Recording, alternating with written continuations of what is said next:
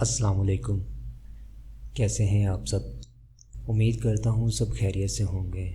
واقعہ شروع کرنے سے پہلے آپ سب سے گزارش ہے ہمارے چینل کو سبسکرائب کر لیں، ساتھ میں بیل نوٹیفیکیشن بھی آن کر دیں تاکہ آپ کو ملتی رہے تمام چینل اپڈیٹس۔ واقعہ پورا سننا کیونکہ یہ میری زندگی کا سب سے اچھا واقعہ ہے جو میں نے سنا، سوچا آپ لوگوں سے بھی شیئر کر دوں۔ ایک عاشق رسول کا واقعہ۔ ایک یہودی نے اپنے بیٹے کو کہا جاؤ سودا لے کے آؤ، تو وہ گیا۔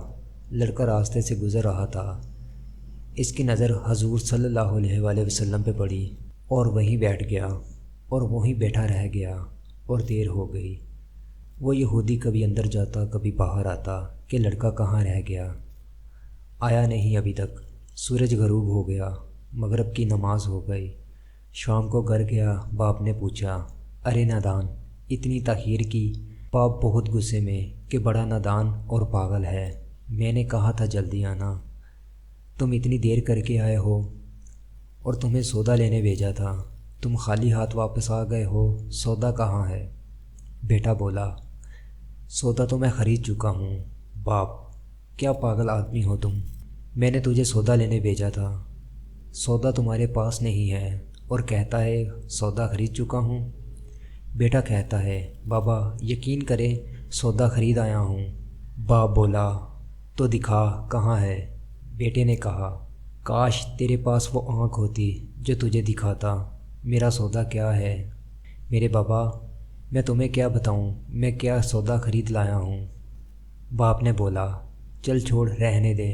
وہ لڑکا روز نبی رحمت صلی اللہ علیہ وآلہ وسلم کی خدمت میں بیٹھنے لگا۔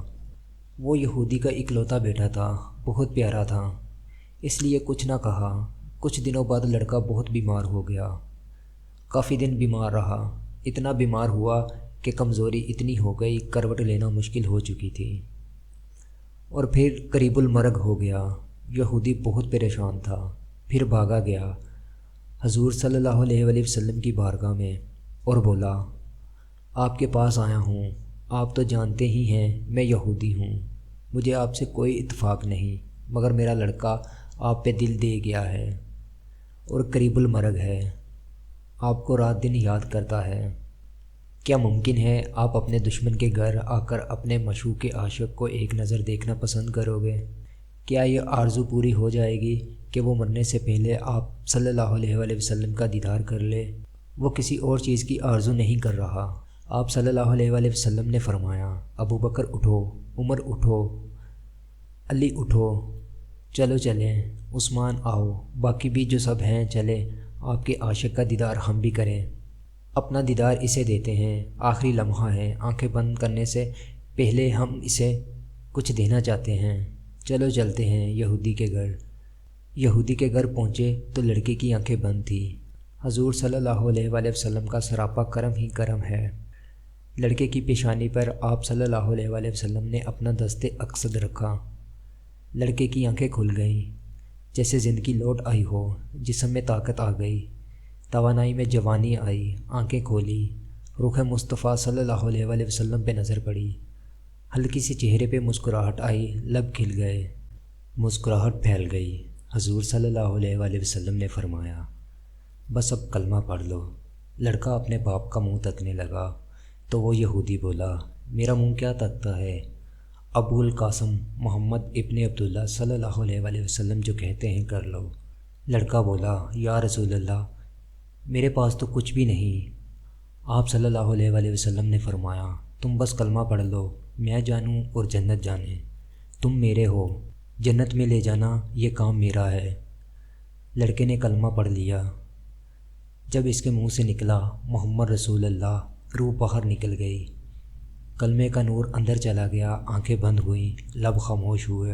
اس لڑکے کا باپ وہ یہودی بولا محمد صلی اللہ علیہ وآلہ وسلم میں اور آپ دونوں مخالف ہیں، اس لیے یہ لڑکا اب میرا نہیں رہا، اب یہ اسلام کی مقدس امانت ہے، کاشانہ نبوت صلی اللہ علیہ وآلہ وسلم سے اس کا جنازہ اٹھے، تب ہی اس کی عزت ہے، لے جاؤ اس کو۔ پھر آپ صلی اللہ علیہ وآلہ وسلم نے فرمایا صدیق اٹھاؤ، عمر اٹھاؤ، عثمان آگے بڑھو، بلال آؤ تو صحیح، علی چلو، دو کندھا، سب اٹھاؤ اسے۔ آقا علیہ السلام جب یہودی کے گھر سے نکلے تو یہ فرماتے جا رہے تھے، اس اللہ کا شکر ہے جس نے میرے صدقے اس بندے کو بخش دیا۔ اللہ اکبر، کیا مقام ہوگا اس عاشق کی میت کا جس کو علی عثمان، ابو بکر صدیق، عمر بن خطاب، بلال حبشی رضی اللہ عنہ جیسے مشہور شخصیات کندھا دے کے لے جا رہے ہوں اور آگے آگے محمد مصطفیٰ صلی اللہ علیہ وآلہ وسلم ہوں۔ قبر تیار ہوئی، کفن پہنایا گیا۔ حضور صلی اللہ علیہ وآلہ وسلم قبر کے اندر تشریف لے گئے، قبر میں کھڑے ہوئے اور کافی دیر کھڑے رہے اور پھر اپنے ہاتھوں سے اس عاشق کی میت کو اندر اتارا۔ آپ صلی اللہ علیہ وآلہ وسلم قبر کے اندر پنجوں کے بل چل رہے تھے، مکمل پاؤں مبارک نہیں رکھ رہے تھے۔ کافی دیر کے بعد آپ صلی اللہ علیہ وآلہ وسلم قبر سے باہر آئے تو چہرے پہ تھوڑی زردی چھائی ہوئی تھی، تھکن محسوس ہوئی۔ اللہ غنی صحابہ پوچھتے ہیں، حضور یہ کیا ماجرا ہے؟ آپ پہلے تو یہ بتائیں کہ آپ نے قبر میں پاؤں مبارک مکمل کیوں نہیں رکھا؟ آپ پنجوں کے بل کیوں چلتے تھے؟ تو کریم آقا صلی اللہ علیہ وآلہ وسلم نے فرمایا، قبر کے اندر بے پناہ فرشتے آئے ہوئے تھے، اس لیے مجھے جہاں جگہ ملتی تھی میں پنجہ ہی رکھتا تھا، پاؤں رکھنے کی جگہ نہیں تھی۔ میں نہیں چاہتا تھا کسی فرشتے کے پاؤں پہ میرا پاؤں آ جائے۔ پھر صحابہ نے پوچھا، آپ صلی اللہ علیہ وآلہ وسلم قبر کے اندر کیوں گئے؟ ہمیں کہتے ہم چلے جاتے ہیں۔ تو سبحان اللہ خوبصورت جواب دیا کہ میں نے اس لڑکے کو بولا تھا نا تیری قبر کو جنت بناؤں گا، تو اب اس قبر کو جنت بنانے قبر کے اندر چلا گیا تھا۔ تھکا اس لیے ہوں کہ فرشتے اور حوریں اس عاشق کی دیدار کے لیے آ رہے تھے اور میرے وجود سے لگ کر گزر رہے تھے، اس کی وجہ سے تھک گیا ہوں۔